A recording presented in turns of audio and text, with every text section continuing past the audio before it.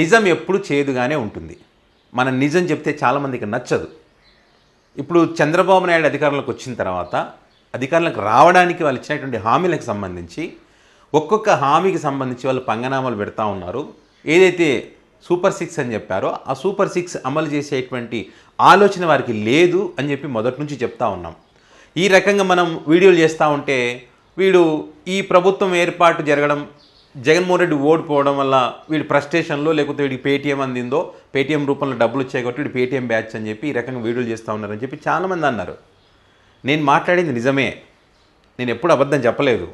Chandrababu Naidu assembly సాక్షిగా ఈ super 6 చూస్తూ ఉంటే హామీలు ఇచ్చాం కానీ భయం వేస్తుంది అన్నాడు.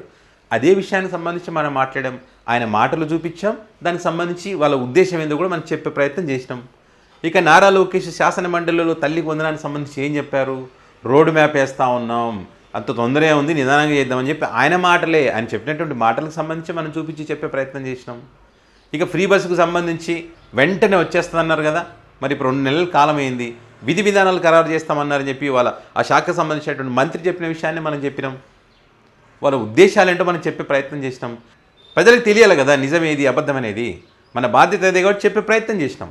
సో ఇప్పుడు కూడా ఏంటి, వాలంటీర్ వ్యవస్థకు సంబంధించి వాళ్ళను కంప్లీట్గా తీసేసేటువంటి ప్రయత్నం చేస్తామన్నారు. అందులో భాగంగానే ఏదైతే ఈ వాలంటీర్ వ్యవస్థకి ప్రజలకు మధ్య ఉన్నటువంటి ఈ అనుబంధం, కమ్యూనికేషన్ ఏదైతే ఉందో, వైఎస్ జగన్మోహన్ రెడ్డి ఉన్నప్పుడు ఈ వాలంటీర్ వ్యవస్థకు సంబంధించి ఎవరైతే వాళ్ళ పరిధిలో ఉన్నటువంటి ప్రజలు ఉంటారో వాళ్ళకు ఒక గ్రూప్ క్రియేట్ చేయడం, వాట్సాప్ గ్రూప్ కానీ టెలిగ్రామ్ గ్రూప్ కానీ, ఈ గ్రూప్లలో ప్రజలకు కావాల్సినటువంటి సమాచారాన్ని మరి ఈ వాలంటీర్లు అందించేటువంటి ప్రయత్నం చేసేటోళ్ళు.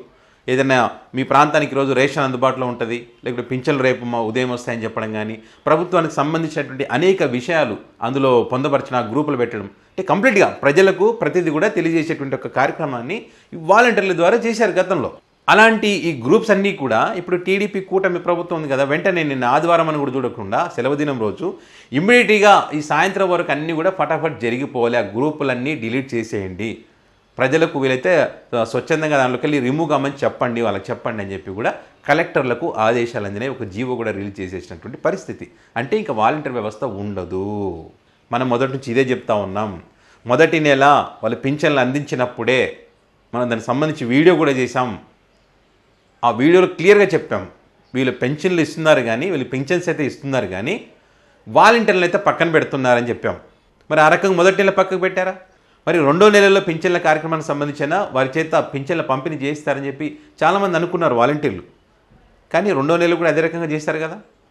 సో ఇక వాలంటీర్ వ్యవస్థ లేదు, ఇంకా వాలంటీర్ వ్యవస్థ కనిపించకూడదు, వాలంటీర్ వ్యవస్థ వాటి ప్రస్తావనకు సంబంధించి ఎక్కడ కూడా రాకూడదనేటువంటిదే చంద్రబాబు నాయుడు యొక్క నిర్ణయం. ఇంత దుర్మార్గమైనటువంటి ఆలోచనలు పెట్టుకొని, లోపల కుట్ర పెట్టుకొని, ఎన్నికలకు ముందు వాళ్ళ జీవితాలతో ఆటాడుకొని 10,000 రూపాయలు ఇస్తా, లక్షలు సంపాదించుకునే మార్గాలు చూపిస్తా మీకు అని చెప్పి ఏ రకంగా హామీలు ఇస్తారు సార్ మీరు? ఎందుకు ఈరోజు వాళ్ళని మోసం చేయాలి? దీని గురించి మనం మాట్లాడితే మనం తప్పుపడతారు మళ్ళీ. మరి వారికి అన్యాయం జరుగుతుంటే అడగాల్సిన బాధ్యత ఉండదా? అడగాలి కదా. చంద్రబాబు నాయుడు అధికారంలోకి వస్తే హామీలు నెరవేర్చారని చెప్పి చాలామందికి తెలుసు. జగన్మోహన్ రెడ్డి కూడా మొన్న ఎన్నికల సందర్భంగా చెప్పాడు, ఆయన చెప్తారు కానీ అమలు చేయరని చెప్పాడు.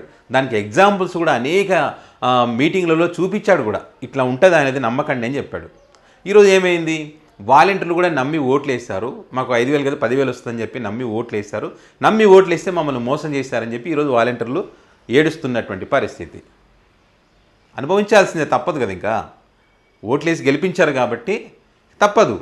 వాలంటీర్ వ్యవస్థ ద్వారా ప్రజలకు ఎంత మేలు జరిగిందనేటువంటి ఆలోచన కనీసం వెళ్ళకుంటుందా? ప్రజలకు మేలు చేయాలనేటువంటి ఆలోచన ఉంది నాకు, ప్రజలకు మేలు చేయడమే మా ప్రభుత్వ లక్ష్యం అని చెప్తా ఉన్నారు. గత ప్రభుత్వంలో విధ్వంసాలు జరిగాయని చెప్తా ఉన్నారు. మరి ఇవన్నీ ఏంటి సార్? ఇవి విధ్వంసాలు కాక ఏమంటారు వీటిని? మీరు ఏదో అమలు చేస్తానంటే హామీలన్నీ అమలు చేయకుండా ఈ విధంగా మోసం చేయడానికి విధ్వంసం అన్నారా? దీన్ని ఏమంటారు? సో ఇంకా ఏమేమి ఉన్నాయో, ఇంకా ఏం జరగబోతున్నాయి రానున్న రోజుల్లో? ప్రస్తుతానికైతే ఇక వాలంటీర్ వ్యవస్థ అయితే ఉండదు అనే దానికి ఒక క్లారిటీ అయితే ఈ ప్రభుత్వం ఇచ్చింది. ఇక వాలంటీర్లు వేరే ఏదైనా పని చూసుకోవడమే ఉత్తమమైనటువంటి పని.